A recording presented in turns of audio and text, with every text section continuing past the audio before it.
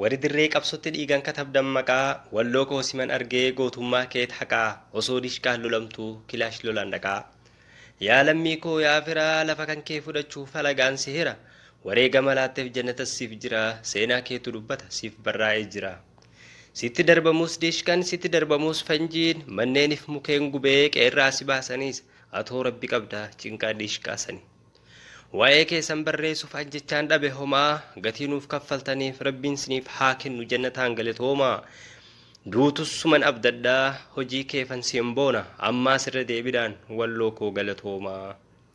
Injifatteerta hardhaas injifatteerta kalee gootummaa keessi boonsaa injifannoo kee kalee kilaash xiqqoon dhaqee dishqaa qabatee gale.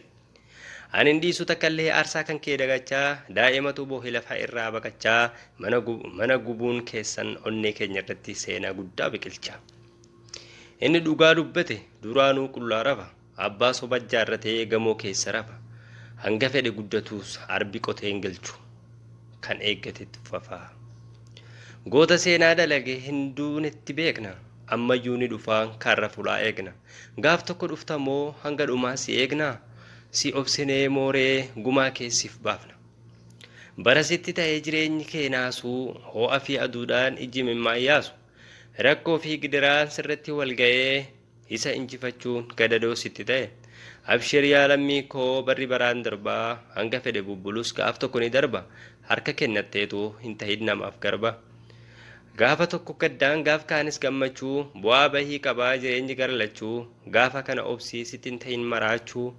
Atis uumaa qabda kan tolchee si bareechu. Gaafa samiin mandi'ee hurri lafa guutu gaafa dhiigni namaa lagaaf lageen guutu gaafa lafeen cabdee barri baraaf laatu bara firri dhugaa diina ta'ee si nyaatu kunoo keessa jirraa anis fidaa ta'ee dhiigni keenya haa nyaatu. Osoo sooressi jiruu hiyyeensi kana ta'ee jireenyi kee dhugaa mukeen jala ta'e afanni sooressaa hardha soofaa ta'ee otoo bakka dhabdee ijji mimmaan roobaa garaan si beela'e waan ta'uun siif dhabe situ naaf beela'e ana na haa nyaatu kan siif jedhee ka'ee. Ani irraanfadhu galata naaf ooltee anaaf jecha beelaa anaaf jecha dheebotte mee maalin si madaaluu warqee koo gatii kumaa ana jiraachisuuf ati taate dhuma.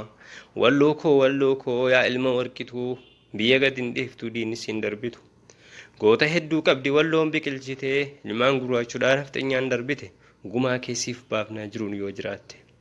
Allakkaawween fituu goota walloon dhalchite sodaa tokko malee nafxanyaa darbite walloon teesseen boochoo imimmaan haqattee gumaa baasuu malee mee yoomuuf dagatte.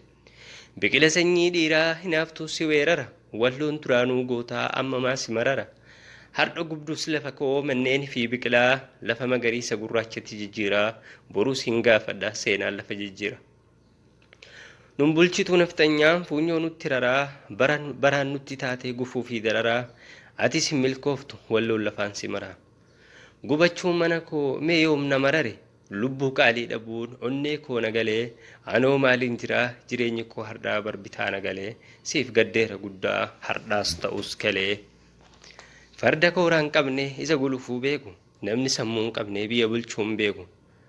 Walloo koo yaa abbaa malaa kottu sobaan naan mala gaafa kutattee kaate mee eenyusiif malaa.